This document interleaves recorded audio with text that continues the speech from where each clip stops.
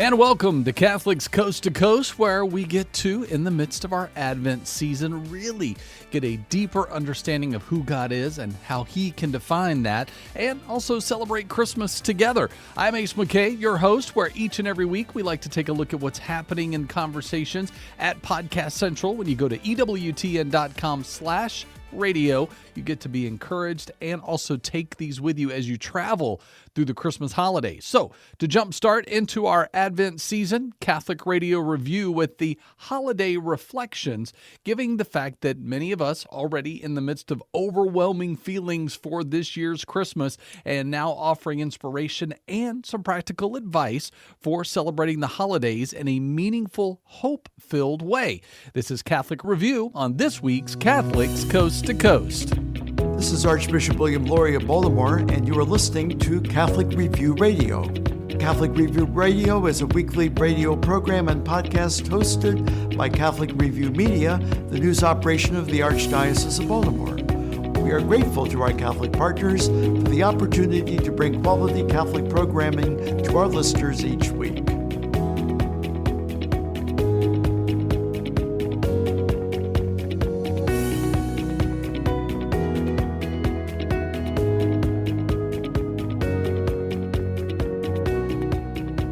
Welcome to Catholic Review Radio. I'm George Matisek. With the holidays upon us and all the many expectations that come with them, many people can feel overwhelmed at this time of the year.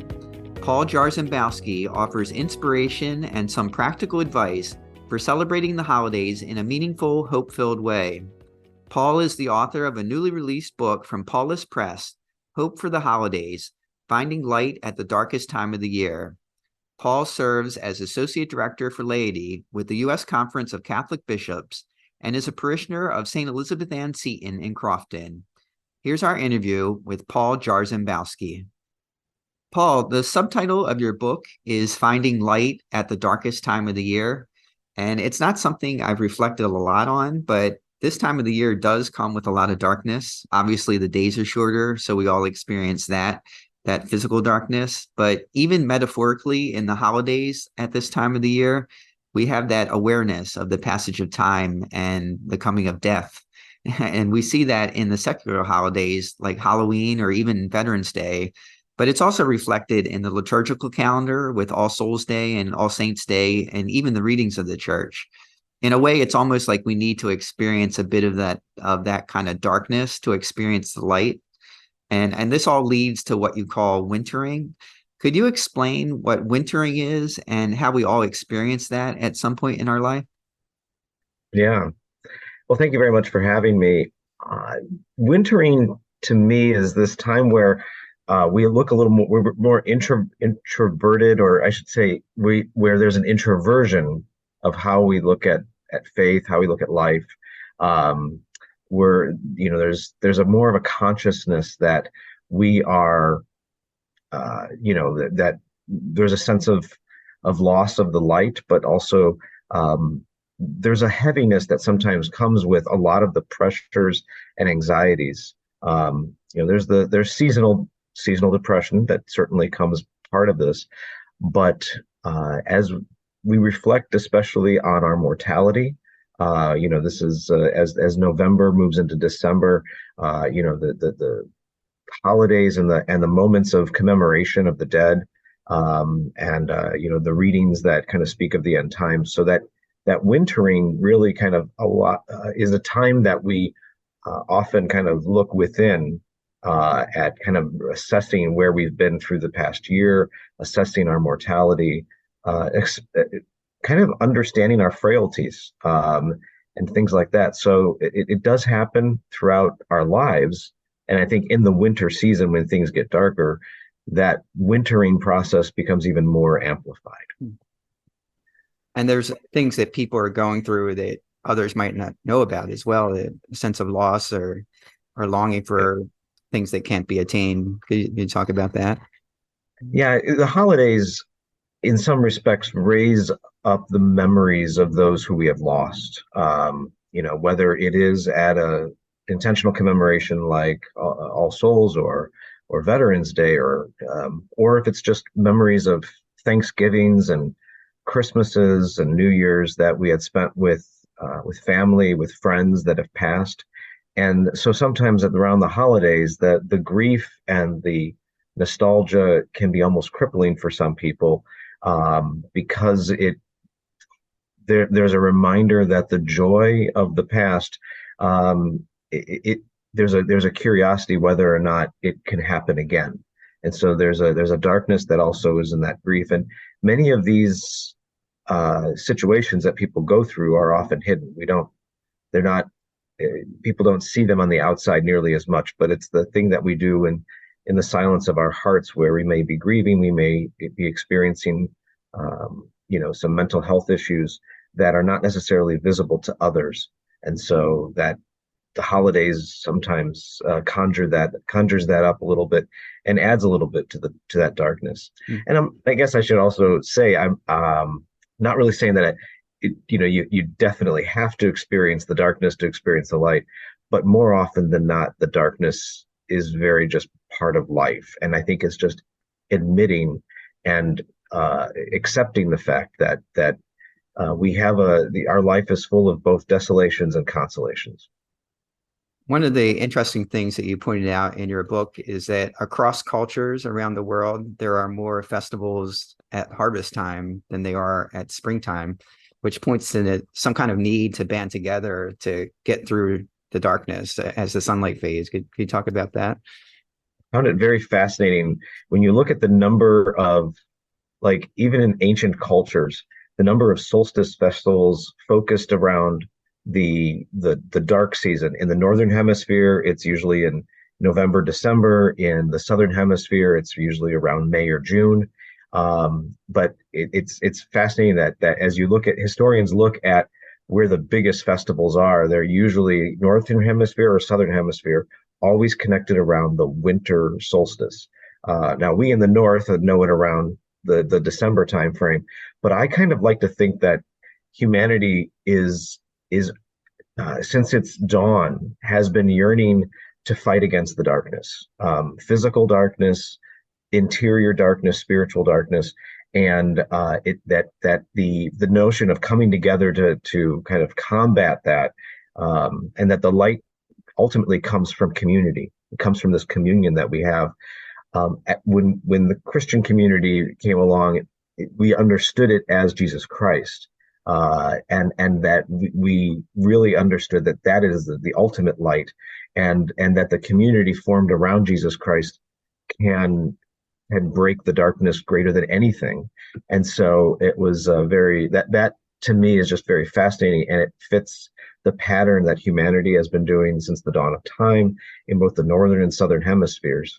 We're a little bit luckier in the north that Christmas lines up with our winter solstice in our darkest time, but still there is that idea that we as a human species are constantly looking to fight against the darkness. When you talk about hope, what is hope? I mean, from a secular point of view, it's almost like this magical yearning for something to make something happen, or wishing. But there's also a theological definition of hope. What is hope?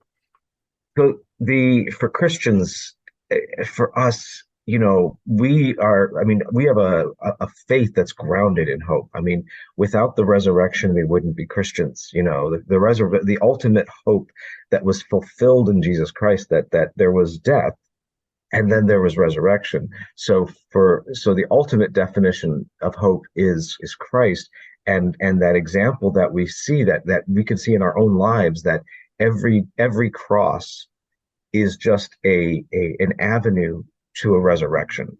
And that hope, as I see it, and I think as the church understands it, is that that God always has something greater on the horizon for us.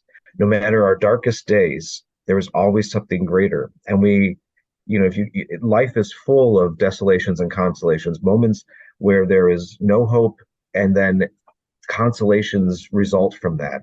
And the ultimate consolation that we will have in our life is union with God. And so, as I like to think, there's always an upswing that's waiting for us. No matter how down the downswing is, God always promises an upswing, including the last upswing we will ever experience, which is life with the Lord in heaven. So hope is always possible. And I think part of the reason I really wanted to raise it up is because at this dark time of year, you know, we can feel very hopeless. Even those of us who are active in our faith can feel hopeless. And so I wanted to write this as a reminder that um, that this is the season where we can find it, but not to find it in some shallow, hollow, inauthentic way, but really kind of going back to that reason for the season, if I can use a phrase, that the ultimate hope is in Christ, and that there's always something greater just around the corner. I think there's even a lack of hope in the wider culture. If you just look at the state of the tensions in our country, in our church, across the board, there's this sense of a lack of hope, I think.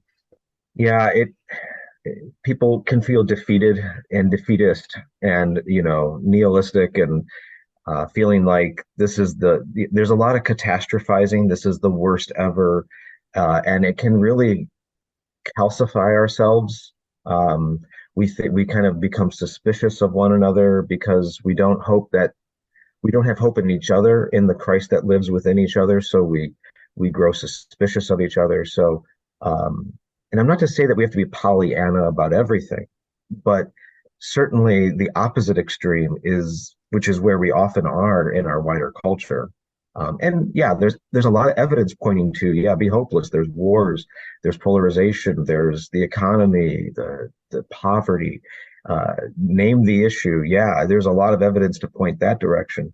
But we as people of faith know that the evidence on the other side, that God delivers, and he's had a history of delivering for us from the dawn of creation. God has always delivered. So we have to kind of reconnect with that hope that God has for us, and not be succumb to the defeatism that I think is very prevalent in our culture today. Mm-hmm. You structure your book around a lot of the themes from A Christmas Carol by Charles Dickens, and it's obvious that you have a great love for that work. When were you first exposed to that book, and why did you choose to structure your book around those kinds of themes? I'll be honest, in the first exposure I had to the story was really through the movies. Growing up, whether it's Mickey's Christmas Carol or the Muppets Christmas Carol, or, as I grew into other versions that I would see through the years. So the movies really, and the television adaptations really brought me into the story. And it's always been a favorite annual tradition to pull that out. It's only recently that I really discovered the book, and the book is even more in depth than those televised or adaptations.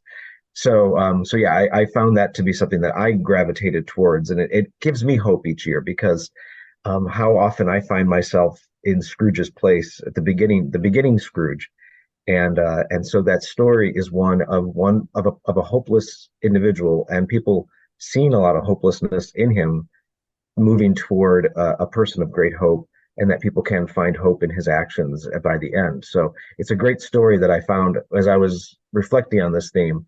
It seemed to me to be the perfect complementary piece to use and it's also a great entry point for people who may not be, and I wrote this not only for people of faith, but people who don't have as much faith. And I knew that would be an easy entry point for some people to kind of get behind some of these themes that might make it more palatable for those who may be on the margins or on the peripheries of our communities. One of the great things you did in this book is raise the question of, what if our own Jacob Marley would come back to us and review our lives to this point? What will we see? And it's almost like an examination of conscience. Yeah, I will say, you'll also find in there the Nation Examine, Desolation and Consolation. My Jesuit roots are certainly on display as I wrote this book. So so a very my Jesuit educators would be proud to know that I'm sharing some of the traditions that St. Ignatius has for our church.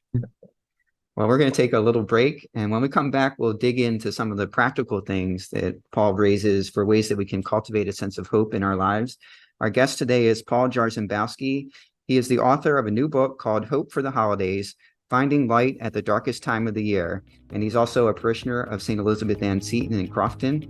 I'm George Matysek. You're listening to Catholic Review Radio. We'll be back in a moment.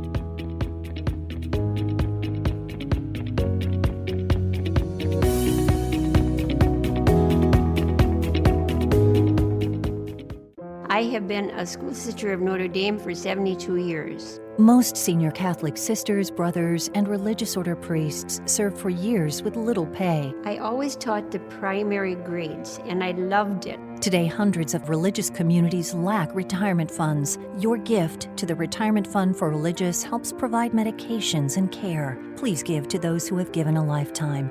Thank you, and God bless you 100-fold. Donate at your local parish. Remember the spirit of your parish community, the power of worshiping together, the warmth of friends new and old who share your faith. Join us for Mass this weekend. Visit archbell.org to find a Catholic parish near you. Feel the joy. This is Archbishop William Lori of Baltimore, and you are listening to Catholic Review Radio. Welcome back to Catholic Review Radio. I'm George Matysek. Our guest today is Paul Jarzembowski. He is the author of a new book called Hope for the Holidays, Finding Light at the Darkest Time of the Year. Paul, what are some of the ways that people can actually go about cultivating a sense of hope in their lives? I would say the first step is the first step that in my telling of the story that's kind of grounded in A Christmas Carol. I kind of think of Scrooge kind of caught up in his very alone in his chamber, locked in as Jacob Marley visits him. And it was only in the silence that he was able to move forward in the journey. And I often say that for us is a great first step. So a very practical thing is finding moments for silence in our day, that practicing silence. The holiday season is a very noisy season at times. And, we've got everything coming at us. We've got songs, we've got movies, we've got merriment, we've got all kinds of things. And they're wonderful. And even in church, we have Advent this and Advent that, and we've got this celebration and that. And there can be a lot of noise even in our personal lives, not to mention our work lives, our studies, our personal family lives, a lot of noise. So the first practical thing to kind of move into any of these steps is just really to carve out moments of silence. And when someone says, well, I don't have time for silence, my argument would be that God graces us. We admit to ourselves, God graces us with these moments that we could use, such as the drive into the office, for instance. If you've got a commute of 5 minutes or 50 minutes, or whatever length it is, that to use that time and to turn off the radio, to turn down the noise, even in our own heads, and just to use that, for instance, on a daily basis for moments of silence. And there could be other times throughout the holiday seasons that we can do this as well. Finding a sacred space to do that is very helpful. But even if that isn't possible, throughout our day, finding time for silence, that's just the first step. There's many other steps, but I think the first step is silence. I know during Lent, a lot of people do social media fasts. And if you think about it, I know how much time I spend just scrolling, looking at news stories and stuff. If you take away that time, you've got an hour or two or you could devote to reflection and silence. Right. And it doesn't have to be a planned thing, and it doesn't have to be even long. If 5 minutes of silence is what you can start with, 5 minutes is fine.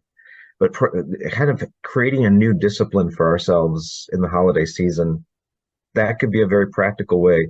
And in that silence, God will start speaking to us. And that's where we can start finding that hope. But sometimes it has to start by us stopping. You talk about the power of nostalgia in your book as also a way of not only cultivating hope, but looking back on the past. What are some of the ways people can do that practically? Yeah, the holidays especially around Christmas, because of those memories that sometimes can cause some bittersweetness, remembrances of people who have passed. I found that, again, using silence perhaps as a launch board, um, taking out of old photo albums, or if you are on social media, scrolling back farther and farther and farther into the past of your social media account and reflecting on those moments in the past and reflecting on them in a sense of gratitude. And in that, perhaps even finding some roots, some cultural roots that maybe are part of our story that we may have not done in a while, we may have forgotten, or maybe we didn't learn as much, such as a favorite food or a favorite tradition, whether it's a domestic tradition in our homes, or whether it's a religious tradition, but something that's maybe connected to our ethnic or racial culture. Kind of rediscovering that and maybe using this holiday season as an opportunity to resurrect it and to find a new place for it in our lives. It connects us back to our ancestors in faith, whether that ancestor is our grandparents, our culture from Europe or from Africa or from Asia, wherever we're from. Or perhaps it comes from just something that is special to us in who we are in our lives. Maybe something that we connect with our friends or loved ones, maybe as recently as a few years ago. So I think finding time to do that, and in that, we find, again, a sense of hope, because, again, when we look at our past, we see God's handiwork in our past, and we see that our lives in the past have been also occasions where hope has been fulfilled, whether it was as simple as maybe a project that we got finished and we accomplished because we didn't know if it ever would accomplish, or maybe it was a major hope in our lives, such as, we fell in love and we hoped that would end in marriage, and it did. We longed for a family and God provided. We looked for a job or a career or a direction in our life, and there God was giving that to us. There was a healing that needed to happen, and it did. So when we look back at our nostalgia, we also look back at those moments when God graced us with hope in the past. And it gives us the confidence to know that looking forward, whatever catastrophe, whatever issue that we're going through at this moment, that God has a great track record, and we know it in our lives, and we have more of a confidence that we can put our hope in God this time. I know it's a little bit of a technique for a doubting Thomas, perhaps, that needs to see the hope in the past to understand that hope is possible in the future.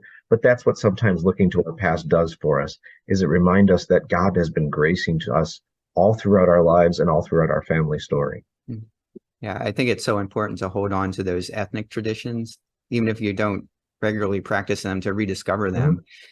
In our family, on the Czech, my father's side is Czech, so every Christmas and Easter, we always make kolačky, or I make kolačky, which is a Czech cookie, and then a Czech pastry. And then we also, on the Polish side of the family, we make the pierogi, we do the oplatki, and then we do the chalk blessing on Three Kings Day, Epiphany. Okay. Yeah. So those are, and with a name like Jarzembowski, I know you also have some of those traditions in your family. Absolutely. It was great. I was even recalling, I call in the book the tradition that my grandparents would have an upside down Christmas tree hanging in the basement on Christmas Day. And I just thought they were weird. But then the more when I did my own exploration of my story, I discovered there's a history to that. And that upside down Christmas tree has roots in Poland. And that's what my grandparents were doing. They weren't just being strange people who didn't know how to put up a Christmas tree, but that was a tradition that went back centuries. And it was great to relearn. And then by me relearning, it was a chance for me to feel in a sense of solidarity, like I was walking through those holiday memories with my grandparents as fellow travelers. And they've passed on since, but it gave me a renewed sense of love and purpose and connection to my roots. We have about a minute left. You talk a lot about movies, Christmas movies in this book. Is there one single favorite of yours that kind of inspires hope? For me, White Christmas, and and I guess for me, the hope that it kind of comes in is that, the story. I don't want to give away too much for spoilers for those who haven't seen this 60-some-year-old movie, but it's a story where the memories of those who inspire us, our mentor figures, that we can then honor our mentors, and we have the ability to do that. And so for me, that I keep thinking to myself, all the people in my life who have been my teachers and who have kind of guided and directed me, kind of like the general directed Bing Crosby or whatever their names are in the movie. But it causes me to go back to those kinds of experiences, and again, that gives me some hope that it's possible. And who can I then mentor for the next generation? Great. Well, our guest today has been Paul Jarzembowski. He is the author of Hope for the Holidays, Finding Light at the Darkest Time of the Year. And he's also a parishioner of St. Elizabeth Ann Seton in Crofton. And you will be giving a special presentation at your home parish. Could you tell us about that? That's going to be on St. Nicholas Day, December 6th. Yeah, on St. Nick's Day, December 6th in the evening, 7 p.m. at St. Elizabeth Seton in Crofton. I'll be kind of unpacking, doing a little bit of this, but in a more reflective way, so that people can take the moment to reflect on their hopes, and hopefully kind of renew their hope as they kind of get ready for Advent and Christmas. And people could get your book there. And where else could they get your book? They can get my book there. They can get it online at paulistpress.com, their favorite online bookseller. Even the Barnes & Noble in Annapolis will be stocking it this year. Great. Well, Paul, thanks so much for being here on Catholic Review Radio.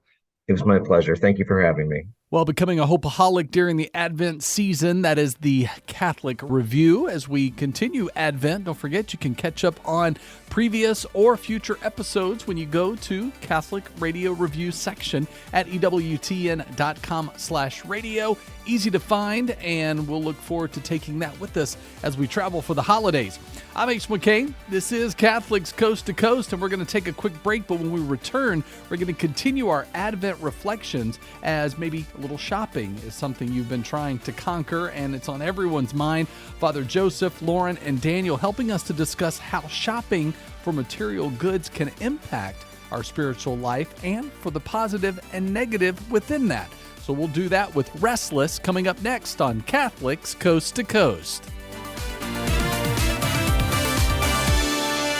If it's central to the faith, you can find it on EWTN Podcast Central, featuring the best of EWTN Radio, as well as faith-filled podcasts from our friends and affiliates across the nation, all in one place, all free. The destination for great Catholic audio programming is EWTN Podcast Central. It's like podcast heaven. Visit EWTN.com/radio/podcasts today. Welcome back to Restless. My name is Father Joseph Gill, priest of the Diocese of Bridgeport, Connecticut, and you've joined Lauren and Daniel as together we restlessly seek the face of Christ in today's crazy and mixed up world. You guys are here, so clearly you're not out shopping. I will not be participating. You're not? No? What about you, Lauren? Are you a Black Friday shopper? I have never been a Black Friday shopper. No, me neither. But no, every Black Friday, usually I have a little sports day for some of the fathers and sons from Cardinal Kung. We get together and just play some football. And yeah, so I'm going to be heading up to Ridgefield shortly to go and have that little sports day. Should be a lot of fun. Should be good weather, God willing. Do you use a public park or a playing field? We use a public park or a school if it's raining. But yeah, I think the Black Friday stuff is absolutely insane. I mean, what do you guys think? Like, because they start sometimes like Thanksgiving night. They do indeed. You see the videos at least, but I have seen it on the highway. I've never participated, but driving down 95, you go by Walmart, in Stratford or so, and you can see on the highway all the parking lot filled up on Thanksgiving night if you're coming back from, say, seeing family in Eastern Connecticut, as I tend to do. Yeah. So it starts early. Which is amazing because today everybody shops online, right? I mean, what percentage of your shopping do you think you do online versus in person? It depends, I guess, what I'm buying. I do both. I'm not like try on the clothes. Well, yeah, but I have bought clothing online too now. I typically don't have patience for shopping for clothing in the store. Like I just tire out immediately a lot of the time. What tires you out? The sales clerks or? Just everything. I don't want to be in the store. I don't want to go through looking for things, right? I like to buy things that are on sale, so that takes more time, right? Like finding something that's actually placed in the right spot, when they organize by size. Yeah. So I often I don't have the energy for it often, but clothing generally, yes, in the store. I don't do it very often either. Yeah. This may sound totally priggish, but it's for me, it's certainly true. I get like almost like physically nauseated just by being around so much like worldliness when you walk into a store. It's just, everything is like, it's just so consumerist. And it just, to me, I don't know. And it, of course, never bothered me, but as I advanced in spiritual life, I was like, this is so shallow, just so empty. I don't know. When you say store, though, do you mean any kind of store? When you say that, I'm picturing like an outlet store, a store at a mall. Yeah. Where stores come in all shapes and sizes. That's true. Yeah. I don't mean like, grocery store. Not the grocery store. More like, an outlet store, Target, sure. Walmart, Target makes me rage 'cause Costco. it's red. Or like Macy's or something like that. It's just like everything is to draw you into spending money. That's it. It's the entire purpose. And I don't know. It feels like vapid. You're on another level, Father. Maybe, Probably than but most I've never people. understood how people can appreciate that. So yeah, so now that Christmas is like a month away. Like, do you find most of your shopping to be Christmas shopping at this point? I haven't started. No? No, I'm very bad at shopping for people. I find it difficult. It's difficult to buy for people. Maybe it depends on one's personality, how one feels about this, but I'm always worried it won't be a very good gift, which leads me to then delay the process until very late in the game, which only increases anxiety. Yeah. But I found that gift giving, like if you think about a wedding these days, I think there was once upon a time, my understanding is, say, when my parents' generation was getting married, there was no internet, so there was no registry. And so people simply brought something they thought would be a good gift, is my understanding, right? You didn't just produce a registry as a wedded couple. And in general, the culture, there was more spontaneity, serendipity, creative choice. But now gift giving is often kind of boring because people just send you a link, I want X, you hit the button, and they get it. So I've been buying off people's registries recently for weddings. That's true. It's just kind of boring. It's like shopping isn't as interesting. And then, though, people are so particular today, with their food, with their clothing, with XYZ, and you feel like you're never going to satisfy them. So, which I even find with Christmas gifts, because I always ask my parents, well, what do you want for Christmas? And they're like, well, if I tell you, it's not going to be a surprise. Like, so surprise us. And I'm like, oh man, you just made it 10 times harder. I want to know what you want. But I hear you about like the pressure of feeling like you have to get the right gift. And right. And I don't know.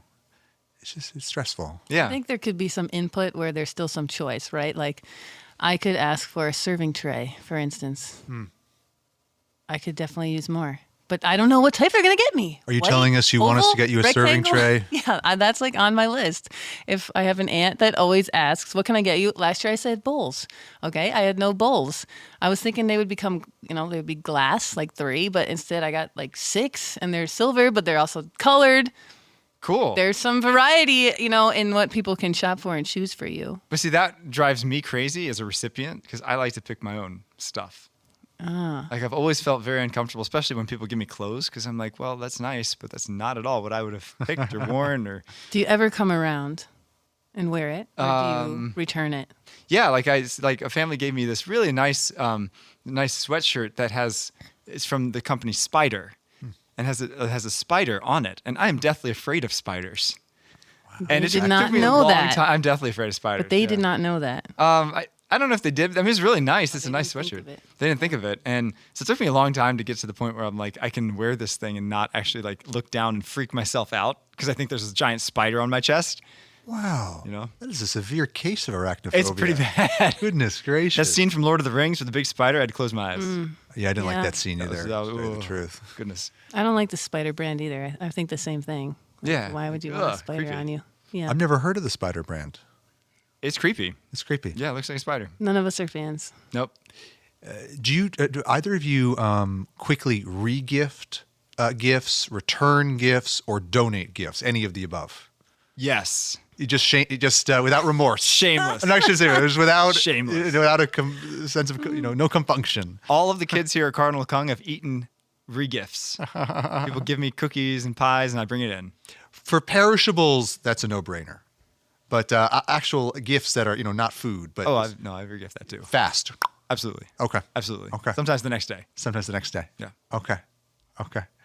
Yeah, there's been moments where that's worked out nicely.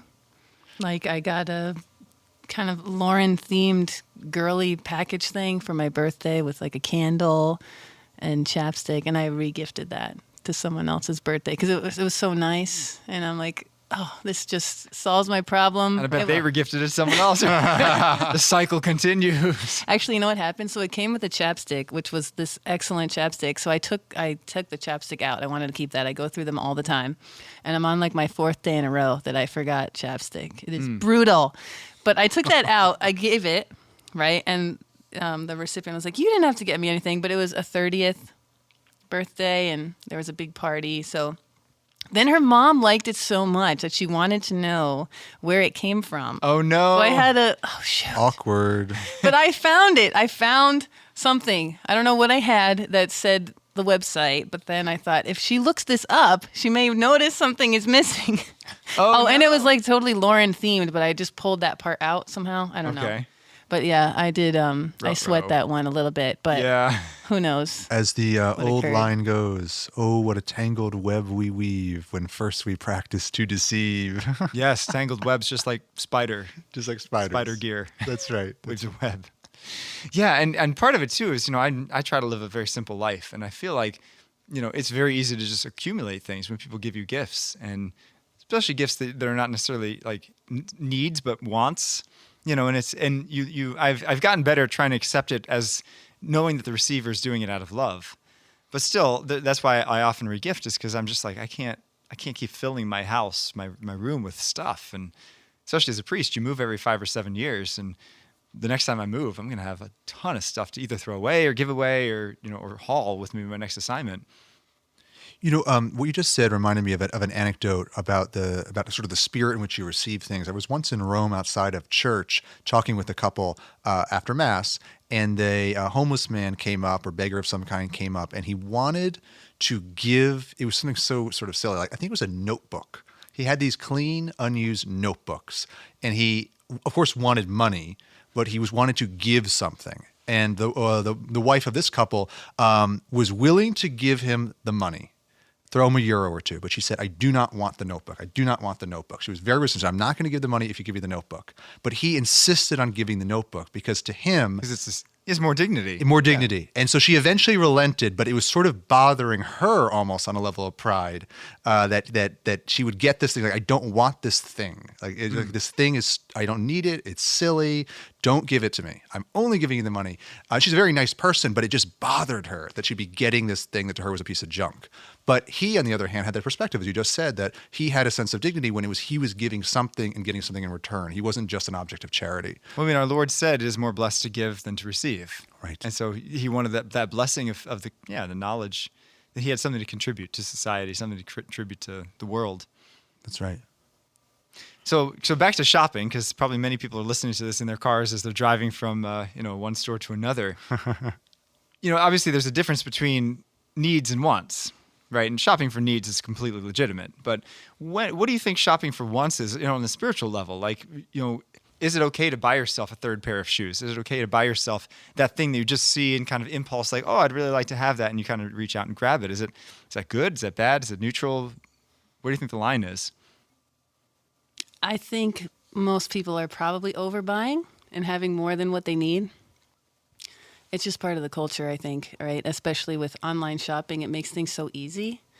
I personally do not fall into that, I wouldn't think. Always just had kind of, this is what I need, right? Like 1 or 2 of this type of shoe. Mm-hmm. Like one winter jacket that but there are women with 80 pairs of shoes out there. Yeah. That I have a good amount of shoes, of different types, but I'm not trying to say that I don't, but I don't know. I have 3 pairs of sneakers right now. That's a lot. That is a lot. But I bought 2 at the same time and they both fit. And so now I've had them for like at least 2 years. Yeah, so you'll use them. One pair wore out actually. And then my dad got me a pair for Christmas that I kept, Mm-hmm. And then I have like my actual running sneakers. Yeah. Right? But 2 is probably my max that I ever have that are like currently in use, And I definitely let things wear out quite a bit, before I, Yeah, and I think that's part of replace. Perhaps Christ calls us to a certain simplicity. No, not the poverty of the Franciscans, but as Christians, it's easy I think it's very hard to live that poverty of spirit when you really are surrounded by all the things you wanted. I don't know. That's my perspective, but That's well said. I'm going to ask Lauren a question. Those 2 or 3 pairs of sneakers, do you use them for exactly the same purpose, or are they actually different kinds of sneakers that serve different roles? Well, 1 is running, gym. 2 are Nike, more casual. Can't run in them. They're not like made for that. And then 3 is, I guess, more of like a walking kind of shoe. I wouldn't run in it either. So like 2 are kind of the same, but different styles. I think you do have to factor that in because, like, if you're doing athletics, you might have a pair of shoes that you run in, a pair of shoes you lift weights in, and then neither of those is just the pair of sneakers you'd use taking a walk. Right. You know, and you use shoes for different reasons. They're built in different ways. It's not really 3 of the same thing. It's just like a generic category we call sneakers, but you're using each one for a different purpose, and so it seems like money well spent because it's also about, you know, protecting your foot. Yep. So I think those things are actually real considerations. Otherwise, I mean, if you're going to do athletics, you have to take care of your body. It would be imprudent to do otherwise.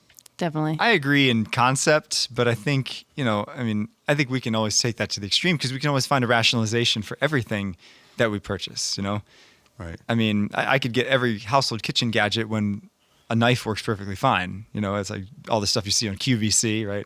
It chops, it dices, it slices, it does 1,000 different things. But wait, there's more, right? And you're like, oh, I need that. Do you really need that? No, I mean, like I can do just as much with a knife. It might take me 5 minutes longer, but you know, it's also going to save me $79.99. And how many dress shoes do you have currently, Father? I have 3 pairs of dress shoes. Have you replaced the ones that leak? No, I have not. And that's okay. So I get criticized for that. This one day we met in Norwalk to record, and it was raining terribly, and there was a ton of traffic. It was not raining when I left the house. Father Joseph was late, understandably, because he came the farthest, and then he got out of his car barefoot.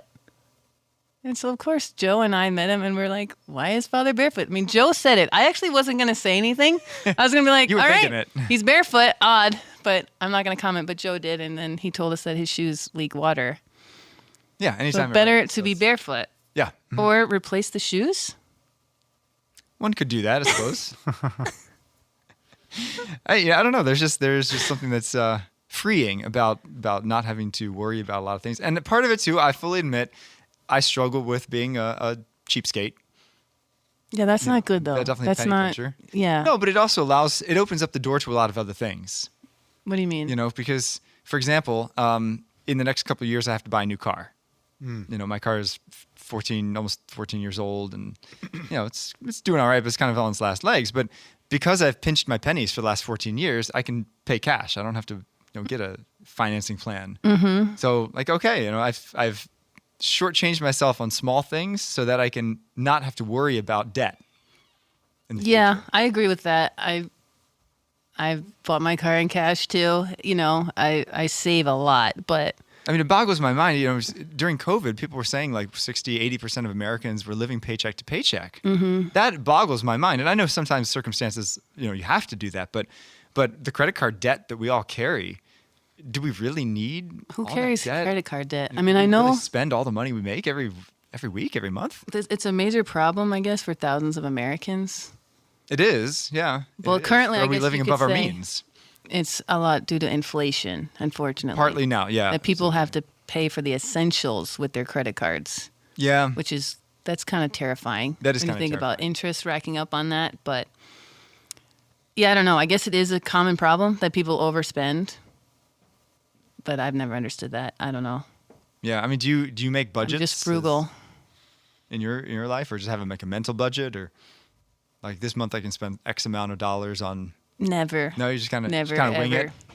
Yeah, but I don't buy that much. Yeah. I don't know. I buy things that are on sale typically all the time, especially in the grocery store, or I shop at Trader Joe's. That's my favorite store now because I live near it. Mm.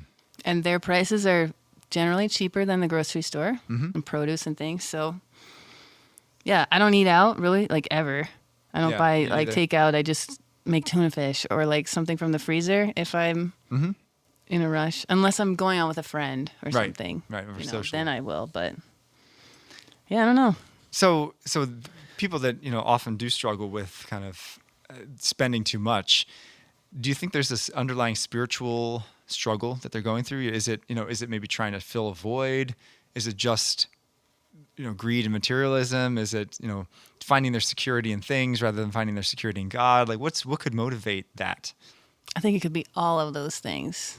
Many people probably are living a shallow life, right? Like lacking a real faith and relationship with Christ. So they're living for worldly, status, right? Yeah. Making money, having a lot of things, driving a nice car, dressing well, going out to dinner, spending a lot at dinner, right? That's all shallow. Like that cannot fulfill you. That's impossible. But people just continue to fill that void, right? I wondered too if there's like a keeping up with the Joneses, right? Yeah, because you see that other guy get an Escalade. Well, I've got to get an Escalade just to show that I'm successful in my business, and whatever that is. Definitely. I think certainly.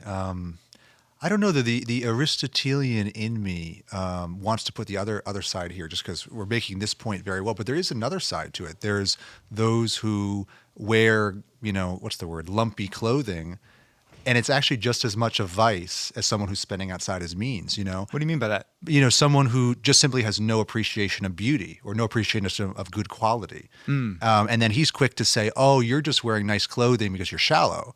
But it might be, no, I'm wearing nice clothing because I appreciate good clothing, well-made clothing, good fabrics, good materials, handmade materials, a store run by someone who can find me clothing that suits my body well and makes me look my best.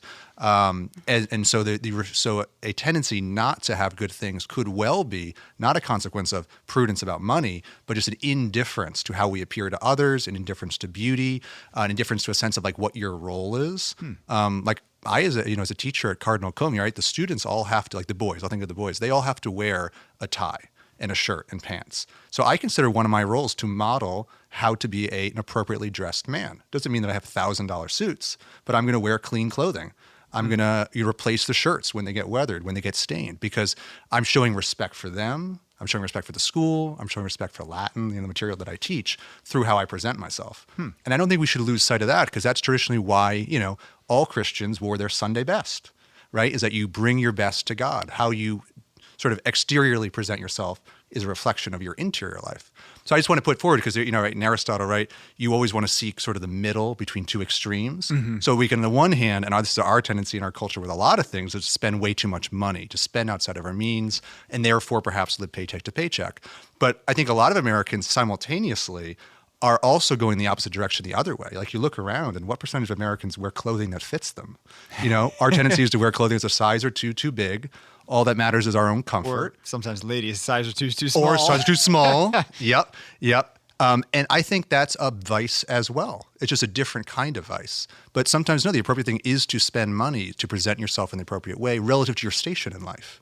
That's a really interesting perspective. I've never really thought about that or heard that perspective, that, appreciating the good things that God has created and the talents of others in making clothes and appliances and things could actually be, virtue. I think so. Where's the balance, right? Because, I know Christ really emphasizes poverty of spirit. Right. But poverty of spirit doesn't necessarily mean poverty. Right. Right. So how can you be poor in spirit when you like and delight in the finest fashions and the latest technology and gadgets and big screen TVs and I think it's a difficult question. I think it's more a spiritual question that then has sort of material consequences than something that begins with a consideration of the material, right? Because even something like, this is a kind of a random example, but I remember Pope Benedict when he was, I forget now, it was before he was Pope. I'm not sure what it was, whether he was still a cardinal, what have you, but he drove a Mercedes. But not because he was a priest, who's living the high life. But Mercedes are super common in Germany. And you can get a Mercedes for a much lower price because they're just so common. You can get used ones. It's a nice car, but it doesn't mean he spent a fortune on it. So I think you have to consider those circumstances, but begin with the inner life. Same thing with money. Whatever much money we have, there's always someone with way more. So we look at that other person and say, I can't believe he went out to eat at that restaurant. I would only eat at this lower level restaurant. How could he spend so much? But if that person's making $1 million a year, $100 at dinner is actually proportionally maybe what for someone who makes, $100,000 a year is $10 at dinner. Yeah. Right? And if you make $50,000 a year, suddenly it's $5. So I think you do have to consider those things in relative terms. So I think there's no absolute answer there. Instead, it has to begin with the interior life. Are you attached? Is your life dictated by these things? Can you renounce them? Mm-hmm. Can you engage in a fast, a little fast, maybe at Advent, a fast at Lent? If you realize you cannot fast from those things, then those things are controlling you. Yeah. I think that's one way to test it. I would say in response, 3 things. Lauren's nodding her head. I think you agree with Daniel? Yes. I would say 3 things in response. First of all, tithing is a requirement for Catholics. So 10%. Yeah, if you're not tithing, then you should not be spending any extra money on this or that. I think you're absolutely right about your state in life, because for a lay person to go to an expensive dinner is very different than for a priest to go to an expensive dinner. And even though I'm a diocesan priest and haven't taken a vow of poverty, I know tongues have wagged, and there's an old joke that the priests know the finest restaurants in town. That's right. Because we are blessed. I'm very blessed as a priest. There's very little that I have to pay for. I don't have to pay for my house. I don't have to pay for my food. My car insurance, health insurance. Car insurance is covered. Health insurance is covered. I just have to pay for my cell phone and incendiary, other stuff. Incidental. Yes. Incendiary. Nothing incendiary. Hope. Burning. I think. Yes. Maybe you're a cigarette smoker. But. Yeah. But so it's really like very small stuff. So we do have a lot of disposable income, much more so than somebody that has 3 or 4 kids. Right. So there's that element with I need to make sure that the scandal factor is not there. So. That's a very good point. But it does turn people off. It does. It does. Absolutely.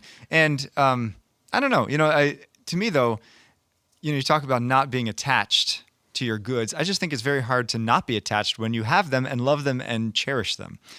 Literally everything we want is on Amazon at our fingertips. I have 2 clicks and I get the entire world delivered to me for free. In 2 days. In 2 days. If you're a Prime member. 2 days. I'm not a Prime member. I'm not either. Yeah, our church is a Prime member, so I get another perk of being a priest. Amazon Prime.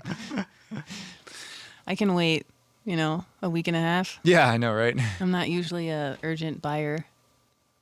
But it's just remarkable that I think that's something that we always have to be on the guard for, especially this time of year, which is so focused on the material aspect of Christmas, that the interior journey, when Mary and Joseph had nothing, right? They gave birth to Jesus in a borrowed stable. Keeps it in perspective, I think. I'd like to commend you, Father, because in a conversation outside of these shows, you've spoken about tithing, and you mentioned something that you've observed. I don't know if this is a general observation or about a particular church here in this neighborhood, but that Protestants have, generally speaking, a greater spirit of tithing, or at least many individual Protestant churches do. Yeah. So you have these churches with very small congregations that nevertheless the minister is able to get by.